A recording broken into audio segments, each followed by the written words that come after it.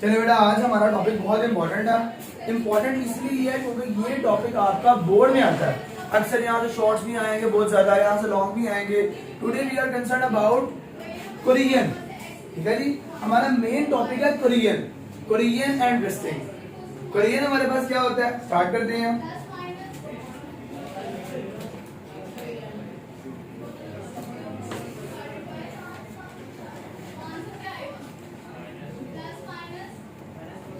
चलिए बेटा, Korean, Korean और रेस्टिंग दो अलग अलग टर्म्स हैं। आपको बोर्ड में कभी क्वेश्चन आता है, write a short note on corrosion. What is rusting, what is anodic region, define cathodic region, write down the reaction involving in corrosion, what are the conditions of corrosions. ये सारे topic मैं आपके board पे लिखूंगा और आपकी book पे जहां जहां मार्किंग है मैं आपको साथ साथ बताता रहूंगा। तो स्टार्ट करते हैं कोरियन से।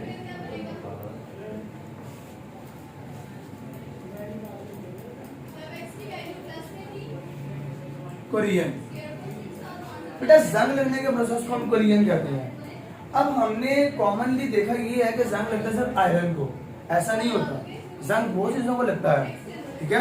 हर मेटल को जंग लगता है, हर मेटल को हमारे पास कोरियन होती है। लेकिन हम डिफाइन करेंगे कैसे कैसे। जंग अगर लोहे को लगता है तो लोहा घिसना शुरू हो जाता है, रस्ट में कन्वर्ट होना शुरू हो जाता है, लोहे के पार्टिकल्स मिट्टी के जरिए बन जाते हैं।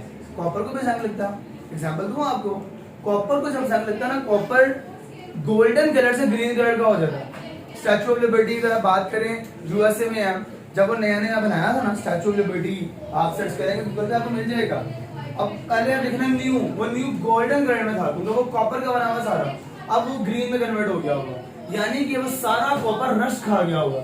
जारी बात है, रस्टिंग के लिए कंडीशंस क्या है हम डिस्कस करेंगे। पहले हम देखते हैं कोरियन क्या है। आप कहेंगे, आप बुक पे डेफिनेशन है, आप कहते हैं, मैं आपको बुक वाली ही मार्क करवाता हूं। Korean is a slow and continuous eating away of metal by the surrounding. ठीक है जी, हम शॉर्ट कर लेते हैं।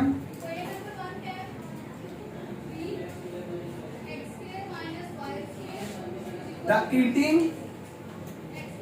Of metal by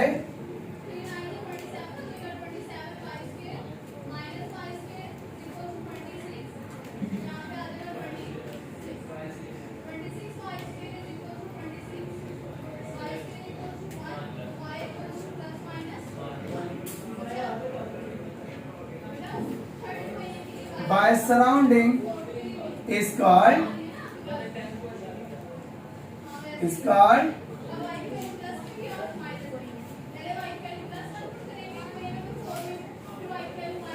Korean. ठीक है जी, ये हमारा बोर्ड है, तो यहाँ पे हम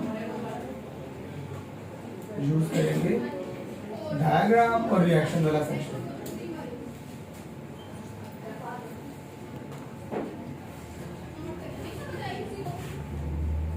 अच्छा बेटा, बोर्ड से The eating of metal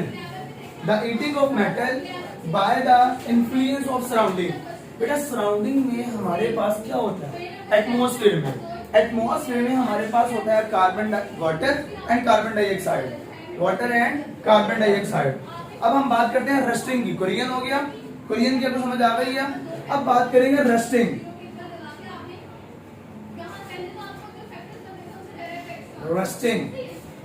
बेटा रस्टिंग एक स्पेशल टर्म है जो कि सिर्फ और सिर्फ इस्तेमाल की जाती है आयरन के लिए। जस्ट किसके लिए इस्तेमाल की जाती है, आयरन के लिए। अगर तो किसी भी मेटल को जंग लग रहा है तो उसको हम क्या कहते हैं, कोरियन। अगर जंग सिर्फ और सिर्फ मेटल आयरन को लग रहा है तो उसको आप एक स्पेशल टर्म से बताते हैं, उसको हम कहते हैं रस्टिंग। तो आप यहाँ पे डेफिनेशन बनाएंगे, the Korean of iron is called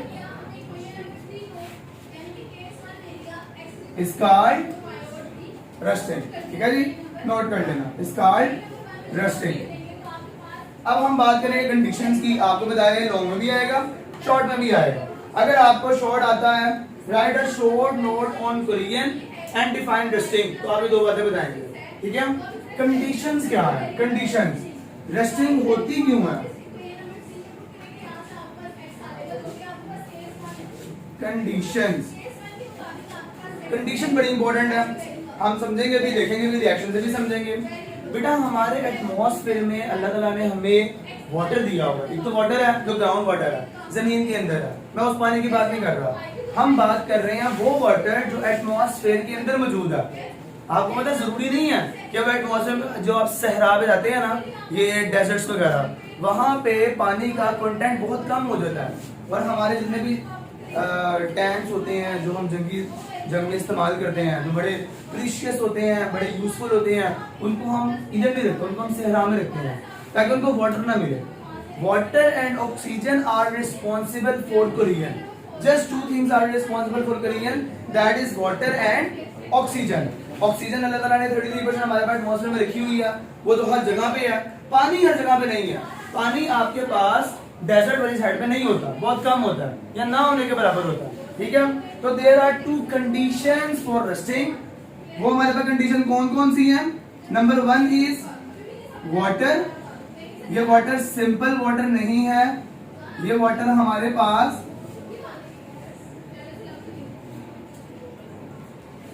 atmospheric water है, ठीक है। और दूसरी कंडीशन हमारे पास है ऑक्सीजन, दूसरी कंडीशन हमारे पास क्या है, ऑक्सीजन।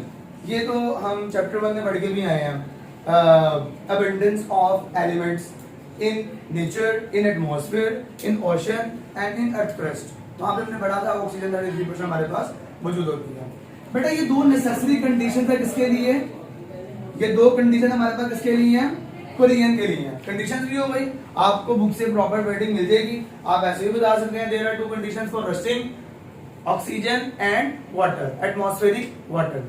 अब बात करते हैं रस्टिंग होती कैसे है, ये सबसे इंपॉर्टेंट बात आने लगी है, process of rusting.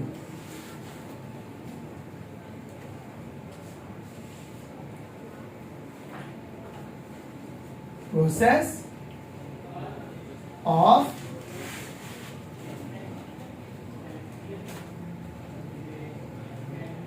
Rusting, rusting का प्रोसेस क्या है, वर्ड्स हमें बुक से मिल जाएंगे, पहले हम समझते हैं होती क्या है। देखिए बेटा, let's suppose that we have a piece of metal, हमारे पास एक मेटल का पीस है, गॉट इट।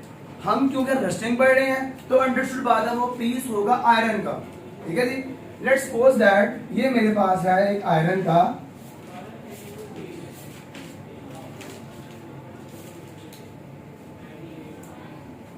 पीस, बेटा इस पे तब तक रस्टिंग स्टार्ट नहीं होगी जब तक इसके ऊपर डेंट ना आ जाए।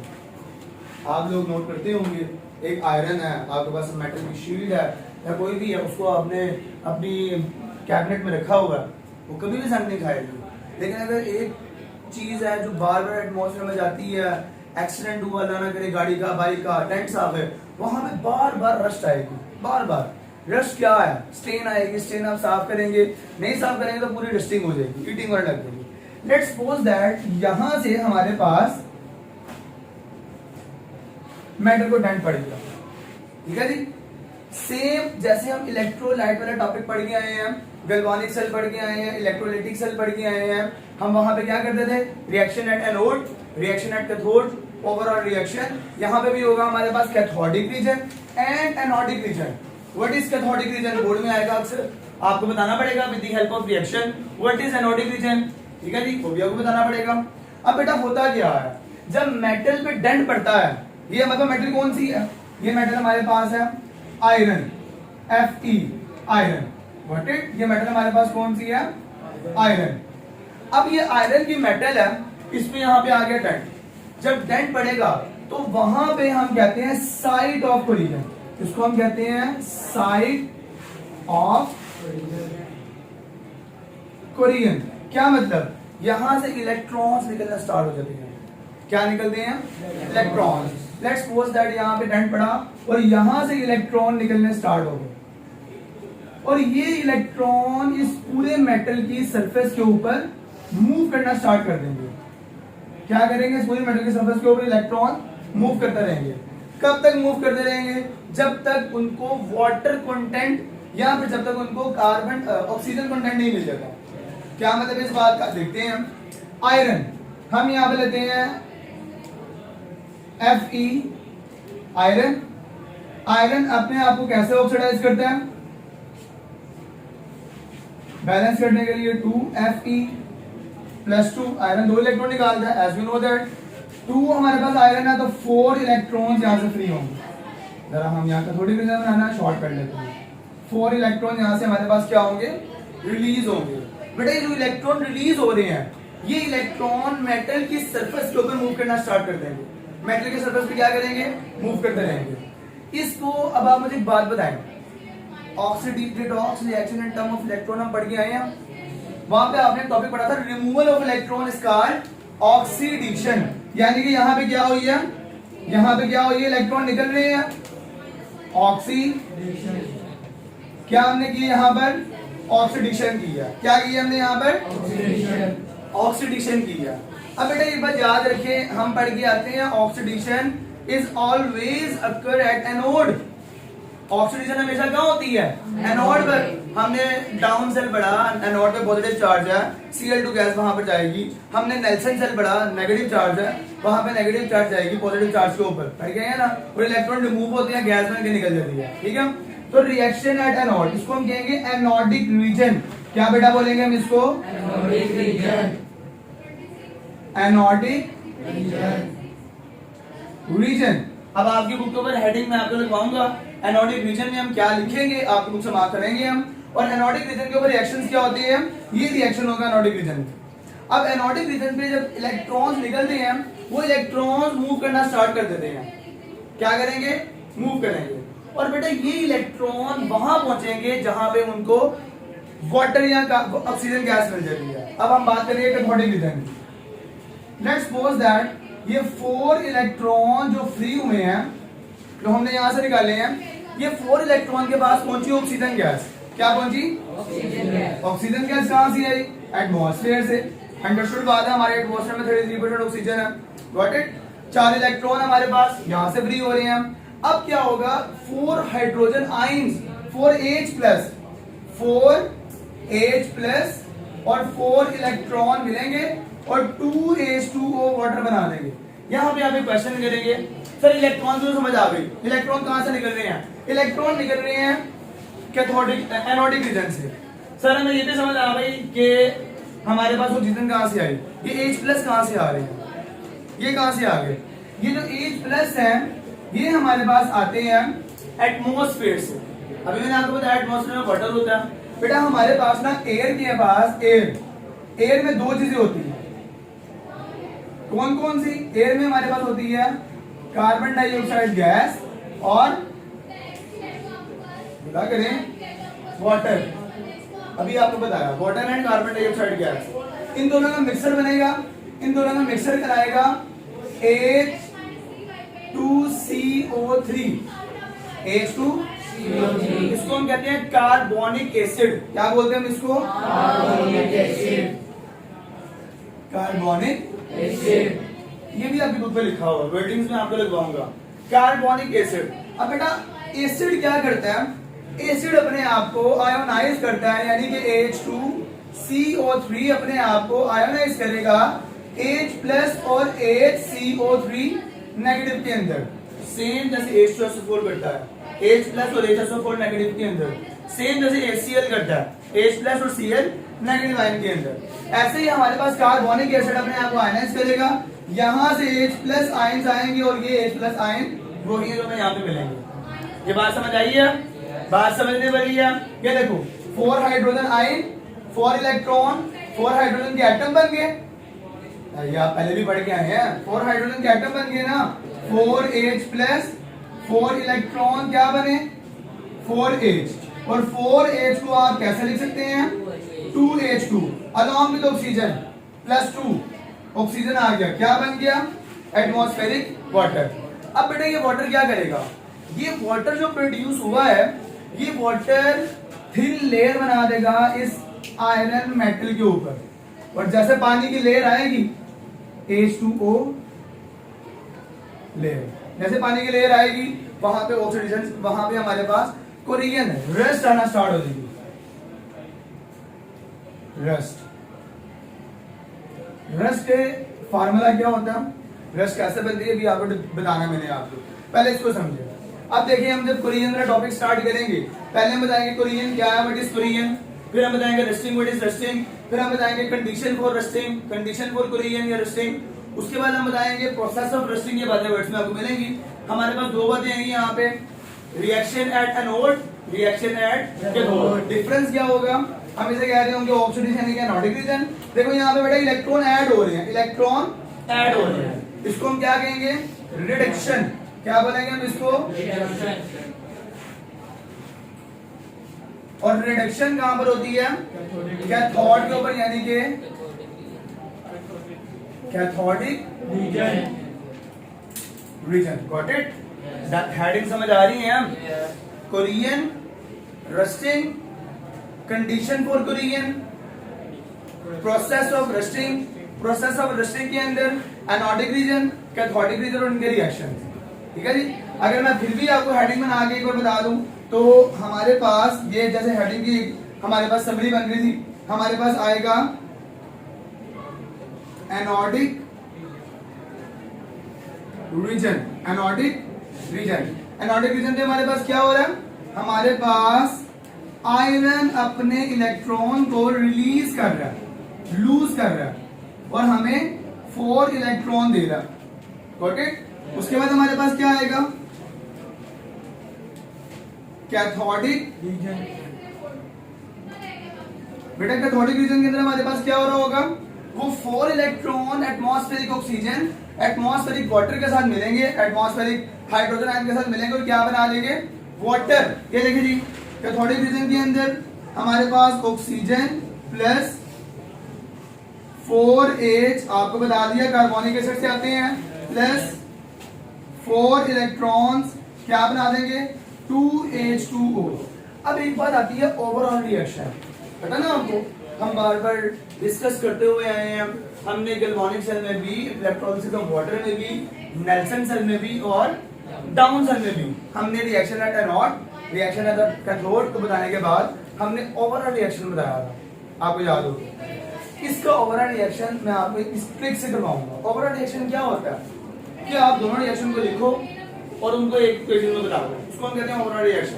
समझे जरा, ये देखिए जी ओवरऑल रिएक्शन कैसे बताएंगे, इसका हेडिंग क्या बनेगी, ओवरऑल रिएक्शन, ओवरऑल रिएक्शन। बेटा हमारे पास कौन कौन से 2 रिएक्शन हुए हैं, पहले एनोड वाले लिख लें। ये देखो आपको ओवरऑल रिएक्शन निकालना सिखा रहा हूँ। ओवरऑल रिएक्शन आप कैसे निकालते हैं, ठीक है जी। पहले हम एनोड वाले रिएक्शन लिख लेते हैं। एनोड में हमने रिएक्शन किया 2Fe, क्या कर रहे हैं, अपने आप को ऑक्सीडाइज कर रहे हैं और 4 इलेक्ट्रॉन रिलीज कर रहे हैं। ये बात समझ आई है। ये हमारे पास क्या हुआ है, रिएक्शन एट एनोड। कैथोड पे क्या हो रहा है हमारे पास, कैथोड पे oxygen along with 4 hydrogen ion जो कि कार्बोनिक एसिड से भी मिलते हैं, अलॉन्ग विद 4 इलेक्ट्रॉन्स, ये आपस में मिल रहे हैं और क्या बना रहे हैं, 2H2O। ओवरऑल रिएक्शन कैसे निकालेंगे, ये देखें रिएक्टेंट, ये हमने एरो लगा दिया, यहां पर रिएक्टेंट लिखेंगे, यहां पे प्रोडक्ट लिखेंगे, ओवरऑल रिएक्शन हो जाएगा। लेकिन जो चीज सेम है उसको काट देंगे। ये देखो 4 इलेक्ट्रॉन और ये 4 इलेक्ट्रॉन, ये काट दिए हमने, बाकी क्या बचा, रिएक्टेंट में हमारे पास क्या बचा, नोट करने के लिए आपको टाइम दूंगा, पहले समझ लें। रिएक्टेंट में हमारे पास क्या बचा, रिएक्टेंट में हमारे पास बचा 2Fe। बुक पे ऐसे नहीं है, आप ऐसे कर सकते हैं, ओवरऑल रिएक्शन की हेडिंग देगी, आप ये कर सकते हैं। गॉट इट, 2Fe और यह वाला रिएक्टेंट खत्म। यहां पे क्या है, plus O2 plus 4H plus. Got it. Product में क्या बन रहा है हमारे पास, 2Fe प्लस आयन, यानी कि आयरन के आयन हमारे पास, अलॉन्ग विद इलेक्ट्रॉन तो कट गए, ये वाला रिएक्शन कंप्लीट। और यहां भी हमारे पास, ये हमारे पास क्या है, रिएक्शन एट कैथोड। यहाँ पे क्या बचा, along with 2H2O। बेटा ये हमारे पास ओवरऑल रिएक्शन। किस किस को समझ आ गई ओवरऑल रिएक्शन की? किस किस को समझ आई है ओवरऑल रिएक्शन की बेटा? मुश्किल तो नहीं है? Got it? अब दोबारा से मैं रिपीट कर दूं हेडिंग्स क्या है। मैं थोड़ा बोर्ड रेज करके आपको रेस्टिंग के बारे में बताऊंगा। लास्ट हेडिंग हमारी रह गई है। सबसे पहले हम बताएंगे अब corrosion. What is corrosion? Corrosion is the eating of metal. It is a continuous process by surrounding is called corrosion. Next हम बताएंगे rusting. The corrosion of iron is called rusting. Next हमारी गाड़ी बनेगी condition. There are two conditions for rusting, water and oxygen. उसके बाद हम क्या बताएंगे? Process of rusting. Process of rusting में हमारे ये हेडिंग बनेगी। ये डायग्राम बेटा आपने ऐसी बनानी है। यहाँ पे हमारे पास आएगा anodic region and cathodic region. Reaction at anode, reaction at cathode and overall reaction. बातें खत्म, रस्टिंग वाला टॉपिक खत्म। लास्ट पे छोटी सी टिप रह गई है रस्टिंग। What is rust? ये आपको बोर्ड में आएगा लास्ट शॉर्ट। क्या मिटाऊं जो आपको ये मिटा दूंगा नोट की वहां पे लिखा होगा। ये आपने अगर नोट करना होगा तो बेटा आप यहां से भी नोट कर सकते हैं, एनोडिक रीजन और कैथोडिक रीजन। लास्ट आपकी बात खत्म होगी रस्ट। What is? देखो बेटा क्या हो रहा है, पहले हमारे पास इलेक्ट्रॉन फ्री हुए, इलेक्ट्रॉन मेटल के सरफेस पे घूमने लगे। वो इलेक्ट्रॉन वहां पर जाएंगे जहां पे आपको ऑक्सीजन कंटेंट ज्यादा मिलेगा। जहां पे लेट्स सपोज दैट यहां पे उनको ऑक्सीजन कंटेंट ज्यादा मिला, ठीक है। यहां पे ऑक्सीजन कंटेंट ज्यादा होने की वजह से उन इलेक्ट्रॉन ने रिएक्शन किया ऑक्सीजन के साथ, कार्बोनिक एसिड वाले हाइड्रोजन के साथ और बना दी रस्ट। अब अभी तक हमने रस्ट मिलाया क्या है? रस्ट हमारे पास होती है, फार्मूला हमारे पास होता है Fe2O3.NH2O। ये नोट करिए, बंदा कैसे आपको बताता हूं। ये नोट करिए, आपका मोस्ट इंपोर्टेंट एमसीक्यू है, अक्सर आ रहा होता है। What is the formula of most important MCQ? What is the formula of rust? Book पे लिखी हुई है। अब देखिए बेटा हमारे पास रस्ट क्या है, लास्ट बात फिर आपको टॉपिक खत्म। देखिए बेटा 2Fe ions, 2Fe plus 2 ions react कर रही है किसके साथ? रिएक्ट कर रही है हाफ ऑक्सीजन के साथ।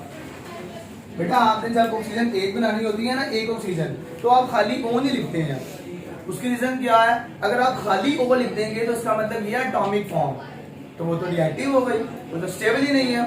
अगर आप ऐसे लिखते हैं 1/2O तो इसका मतलब एक ऑक्सीजन ही है, हाफ ऑक्सीजन, यानी कि O2 में से एक oxygen.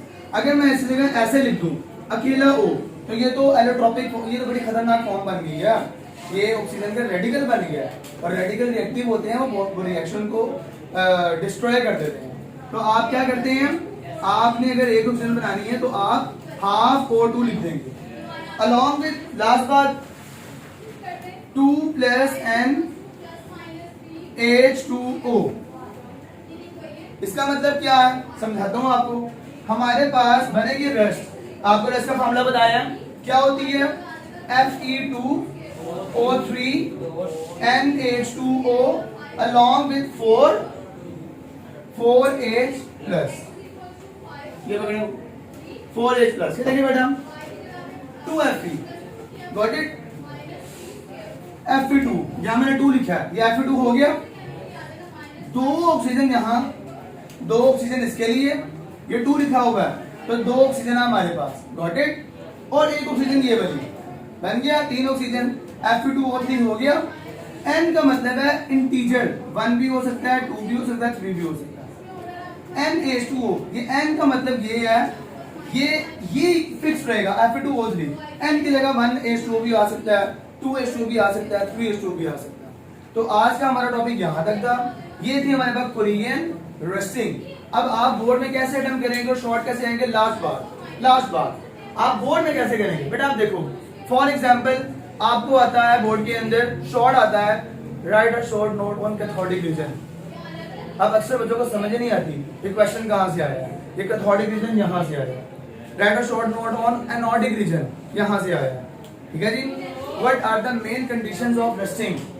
What is the formula of rust and how it is formed. ठीक है, समझ रहे हैं इस बात को। और अगर आपको ये लॉन्ग आ गया तो आप स्टेप बाय स्टेप करेंगे। First corrosion, second rusting, third condition of rusting, fourth process of rusting. Process of rusting में हम बात करेंगे anodic region, cathodic region, overall reaction, 5 formula of rust. ये हमारा आज का टॉपिक था।